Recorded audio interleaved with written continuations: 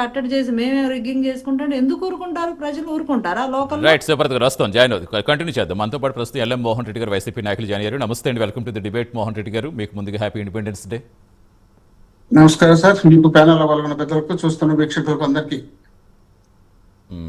Right sir, ఏం చెప్తారు ఇప్పుడు? మొన్నటి వరకు ఈవీఎం లేదా ట్యాంపరింగ్ అన్నారు, నేను బ్యాలెట్ పేపర్ జరిగితే రిగ్గింగ్ అంటున్నారు. 2019లో ఓడిపోయినప్పుడు మేము ఓటమిని స్వీకరించాం. ఓటమిని స్వీకరించడానికి ఎందుకు, ప్రజా తీర్పుని గౌరవించడానికి ఎందుకు ఇంత ప్రతిపక్షాలకు ఇబ్బంది? ఇప్పుడు 2019లో గెలిచినప్పుడు పవన్ కళ్యాణ్ గారు అనలేదు అని చెప్తున్నారు. ఈ రోజు నేను కూడా టీవీలో చూసినాను, ఏమని వీళ్ళు గెలిచినప్పుడు ఈవీఎంలో అని మేము అనలేదు, ఈరోజు అన్నామని. నా దగ్గర ఉంది రికార్డు కాబట్టి చూపిస్తాను అనింటిది.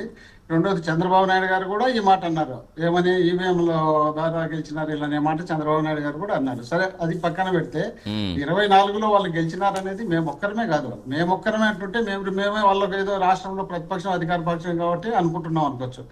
అక్కడ ఢిల్లీలో ఉన్నటువంటి రాహుల్ గాంధీ గారు కూడా దాని గురించి బ్రహ్మాండంగా పదే పదే పదే పదే పదే చెప్తున్నారు, దాన్ని ఎత్తి చూపిస్తున్నారు. చూపిస్తే ఆయన కూడా అనేక రకాలుగా విమర్శలు చేస్తున్నారు వీళ్ళు. సరే, అది పక్కన పెడితే ఇప్పుడు పులివెందుల గురించి మాట్లాడుతున్నారు. పులివెందుల గురించి ఇప్పుడు మనం, సతీష్ గారు, మన కళ్ళ ముందర కనిపిస్తుంది. మనం ఏందో ఇప్పుడు రాజకీయంగా మాట్లాడాలనో, రాజకీయం చేస్తున్నామనో, లేక ఏదో వాళ్ళకన్నా నేను ఆధిపత్యంలో మాట్లాడగలిగినానో మాట్లాడినానో చెప్పుకోవడానికి కాదు.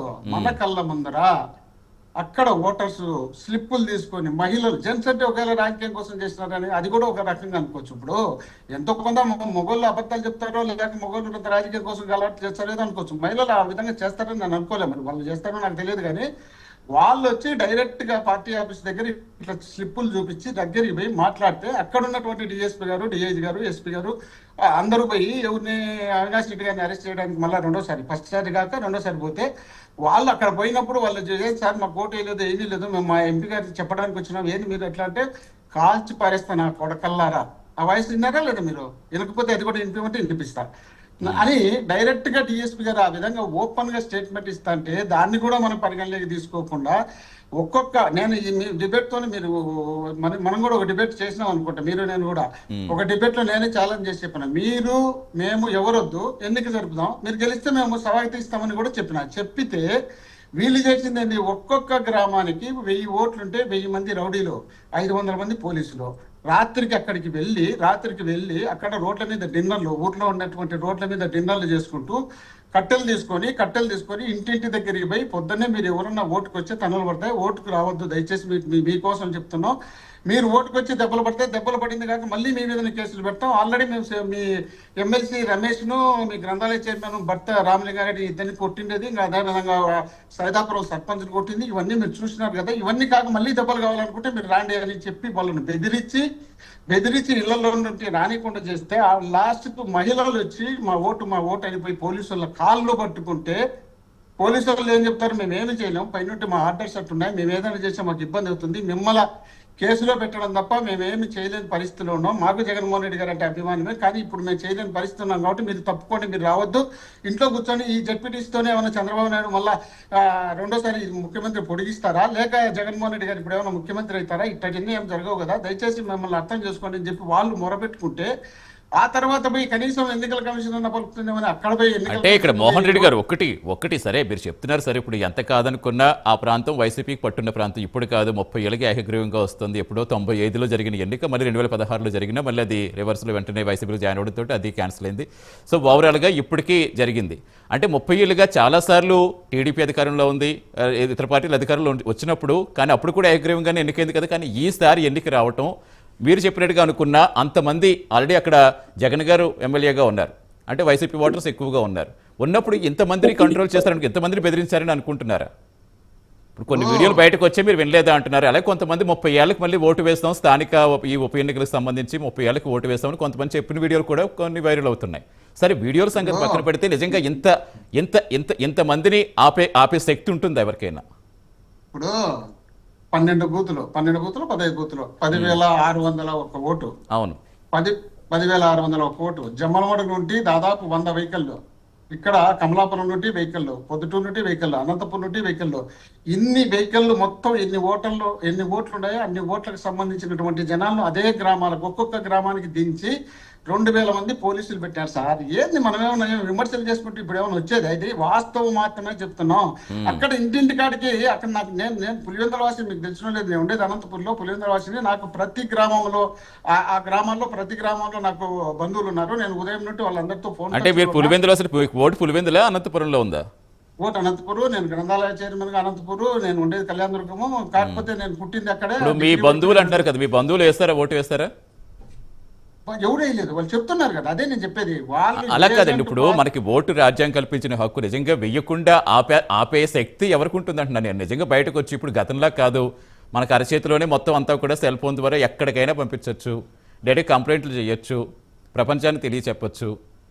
సతీష్ గారు ఒక నిమిషం కాదు, జనరల్గానే అడుగుతున్నాను నేను, పార్టీల పరంగా మామూలుగా అడుగుతున్నాను. అంటే ఇంత ఫ్రీడమ్ ఉన్న ఈ రోజుల్లో కూడా ఇంకా భయాలు, ఆ భయాలకి ఇంకా లొంగిపోయి ఉన్నారనుకుంటే ఎంతవరకు వాస్తవం కనిపిస్తుంది కావచ్చు? సతీష్ గారు, మీరు చెప్పినట్టు నేను చెప్పినట్టు జగన్మోహన్ రెడ్డి గారు ఒక మీటింగ్ పెట్టి మీరు ఖచ్చితంగా పాల్గొని సీరియస్ గా తీసుకోండి అని మునింటే తలలు బయలుండా. ఇదైతే అబద్ధం అని చెప్పడంలో వాస్తవం చెప్తున్నా. కానీ జగన్మోహన్ రెడ్డి గారు ఏం చెప్పినారంటే, ఈయన ఎన్నిక కన్నా ముందే అక్కడ ఉన్నటువంటి ఎమ్మెల్సీని వాళ్ళు తలలు బాలుగొట్టి, ఆ చైర్మన్ అక్కడ తలలు బాలుగొట్టి, అక్కడ ఉన్నటువంటి వాళ్ళను అండర్ గ్రౌండ్ లో కొట్టడంతో పాటు ఎక్కడికక్కడ మళ్ళీ వీళ్ళ మీద ఎస్సీ ఎస్టీ అటాచ్డ్ కేసులతో పాటు 500 మందిని బైండ్ ఓవర్ కేసు, రౌడీ షీటర్లు 100 మంది రౌడీ షీటర్లు, ఇవన్నీ బుక్ చేసిన తర్వాత పొద్దున్నే ఏజెంట్ ఎవరెవరు ఉన్నారో ఏజెంట్లు మొత్తం వాళ్ళ ఇళ్ళకి పోయి ఫోన్లు చేసి వాళ్ళ పిల్లల్ని బెదిరించి, వాళ్ళ పిల్లల్ని బెదిరించి, ఎంతమంది ఉంటారు? 12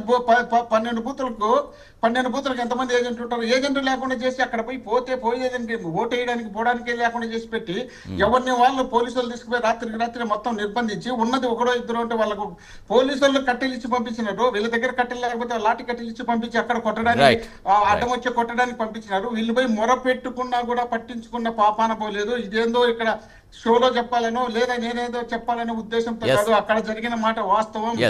వాస్తవం కాబట్టే వాళ్ళందరూ ఓటంతా తీసుకొని పోయి మళ్ళీ అక్కడ అవినాష్ రెడ్డి గారి ఆఫీస్ దగ్గర పోయి అక్కడ గలాట కూడా, అయ్యా మా పరిస్థితి ఈ విధంగా ఉంది చెప్పుకోవడానికి పోతే పోలీసులు వచ్చి వాళ్ళతో గలాట జరగడం కూడా జరిగిన మాట వాస్తవం. ఇదే ప్రిస్టేజ్ గా తీసుకోవాలనే ఉద్దేశం జగన్మోహన్ రెడ్డి గారికి లేదు. కాబట్టే అరే మనం ఒక జెడ్పీటీసీ, ఈ జెడ్పీటీసీ వల్లనే నేనేమన్నా మళ్ళీ ముఖ్యమంత్రిని గాను లేక చంద్రబాబు మంత్రి పదవి దించేయదు. కానీ మనం ఇప్పుడు మీరు ఏదైనా సీరియస్ గా తీసుకుని గలాటలోకి దిగితే వాళ్ళు ఉన్నవి లేనివి అన్ని అక్రమ కేసులు పెట్టేసి, ఇప్పుడు కేసులు కన్నా పాత కేసులు, కొత్త కేసులు అన్ని కలిపి మీ మీద కేసులు పెట్టి మళ్ళీ జైల్లో పెడితే మీరు రోజు జైలు చుట్టూ తిరగాల. దీని వల్ల ఒరిగేది ఏమంది? 1 సంవత్సరం టైం ఉంది. దీనికి ఎందుకు అంత సీరియస్ గా తీసుకుంటారు? వాళ్ళు ఇష్టం వచ్చిన ఇడిచిపెట్టేయండి. ఇంత దారుణంగా దౌర్జన్యంగా ప్రవర్తించినప్పుడు దీంట్లో ఇన్వాల్వ్ కాకుండా సీరియస్ గా దీనికి సమాధానం చెప్పండి శివపార్వతి గారు. మళ్ళీ టాపిక్ మంది డైవర్ట్ అవుతుంది. దీనికి సంబంధించి మీరు ఆన్సర్ ఇవ్వండి. చిన్నబాబు గారు తర్వాత మళ్ళీ నేను అక్కడికి వెళ్ళి నాగార్జున గారికి టాపిక్ ఒప్పుకున్నాడు కదండి. మా నాయకుడు ఊమంటే తలకాయలు బయలుదేరి అని ముందు తలకాయలు బాగలగొడతారని చెప్పండి. మళ్ళీ ఇస్తాను. మోహన్ రాంగోపాల్ రెడ్డి గారు గెలిచినారు కదా, బీటెక్ రవి గారు గెలిచినారు కదా. 95లో ఇదే చంద్రబాబు నాయుడు గారు ముఖ్యమంత్రిగా ఉన్నప్పుడు జెడ్పీటీసీ ఎన్నికలు జరిపితే 95లో మూడు జెడ్పీటీసీ వాళ్ళు గెలిచినారు కదా. అవును, తులసిరెడ్డి గారే కదా ఇప్పుడు కాంగ్రెస్ లో తులసిరెడ్డి గారే అప్పుడు జెడ్పీ చైర్మన్ గా కూడా చేస్తారు. సర్పంచ్ బీటెక్ రవి, కుటుంబ సభ్యులు సర్పంచ్, తమ్ముడు సర్పంచ్, సతీష్ రెడ్డి సర్పంచ్, తెలుగుదేశం పార్టీలు నేను చెప్పేది. సతీష్ రెడ్డి తమ్ముడు సర్పంచ్, తండ్రి సర్పంచ్. సరే, మళ్ళీ అది మొత్తం టాపిక్ డైవర్ట్. దీనికి సంబంధించి ఆన్సర్ ఇచ్చాక మళ్ళీ మనం మన టాపిక్ వెళ్దాం. అసలు విదేశీ కుట్రకు సంబంధించి మళ్ళీ నాగార్జున గారితో మాట్లాడాలి. శివపార్వతి గారు ఒక్కొక్క ఒక్క నిమిషం మోహన్ రెడ్డి గారు చెప్పారు కదా చాలాసేపు, ఒక నిమిషం దానికి ఆన్సర్ ఇవ్వనివ్వండి. ఇప్పుడు ఎవరు మాట్లాడేప్పుడు ఎవరు అడ్డం రాలి, ఏంటి అనవసరంగా మధ్యలో కామెంట్ చేస్తారు? ఊరు కూర్చొని మాట్లాడి మీరేనా వద్దంటినా? మీరు మాట్లాడేప్పుడు ఎవరు 35 సంవత్సరాల నుండి ఎన్నిక జరగలేదు అన్నారు. ఎవడో ఎదవలు రిగ్గింగ్ చేయడానికి వచ్చినటువంటి ఎదవల స్లిప్పులు రాసి దాంట్లో పెట్టినారు తప్ప ఓటర్ వేసింటి కదా. ఓటు వేసేయండి. 633 ఓట్లు కేవలం రాజశేఖర రెడ్డి గారి బొమ్మ కనపడించి, జగన్మోహన్ రెడ్డి గారి బొమ్మ కనిపించి ఓట్లు వేసే పరిస్థితి. దానికి చెప్పండి. ఒక నిమిషం మోహన్ రెడ్డి గారు దాన్ని కూడా కలిపితే ఎట్లా? శివపార్వతి గారు చెప్పండి. ఆయన ఇందాక ఒక డైలాగ్ వాడారు, మీకు గుర్తుందా? పోలీసులు